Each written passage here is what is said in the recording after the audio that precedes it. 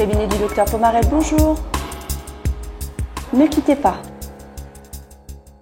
Alors, les eczémas de contact. Qu'est-ce que c'est qu'un eczéma de contact? Un eczéma de contact, eh bien, c'est une plaque sèche qui gratte. Il peut y avoir un gonflement. En tous les cas, il y a toujours des démangeaisons, ça c'est certain.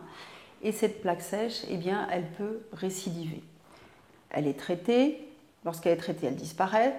À peine disparue, elle recommence. Et à chaque fois, c'est la même histoire. Je n'ai rien changé, je n'ai pas de nouveaux produits, je ne sais pas ce qui m'arrive. Alors, je vais vous donner quelques conseils, quelques pistes pour essayer de débrouiller déjà l'histoire avant de voir votre dermatose si jamais vraiment vous ne trouvez pas le responsable. La première chose, c'est peut-être dans votre salle de bain.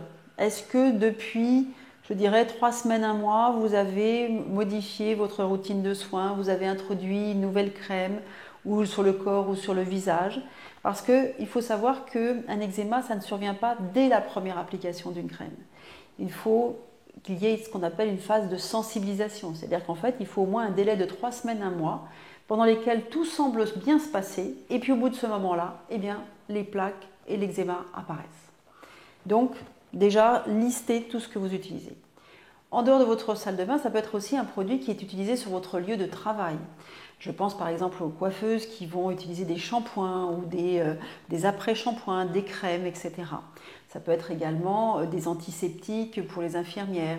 Bref, tout ce qui va être utilisé de nouveau, toujours pareil, avec ce délai de 3 semaines, 1 mois, sur le lieu de travail, peut être aussi responsable de l'eczéma.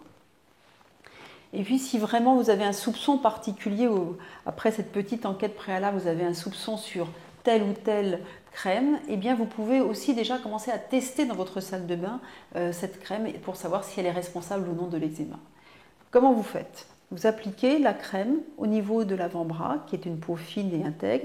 Vous appliquez la crème matin et soir pendant 7 à 10 jours et on regarde si on déclenche l'eczéma. Si on le déclenche, on a trouvé le responsable. Si on ne le déclenche pas, on va finir par aller voir son dermato pour voir quel est le responsable.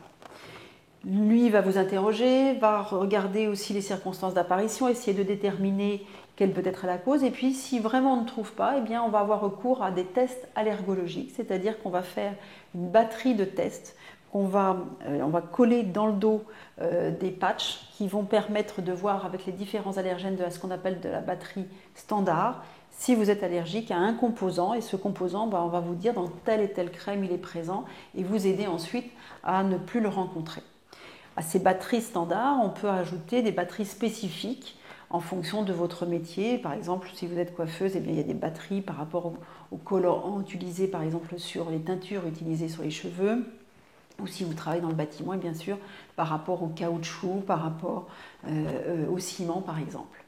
Et grâce à ces tests qui sont posés 48 heures dans le dos, qu'on va enlever, on va les lire 15 minutes après les avoir enlevés, mais également 72 heures après les avoir enlevés, de façon à voir s'il y a une allergie, eh bien, on va pouvoir déterminer enfin quel est le responsable de votre eczéma.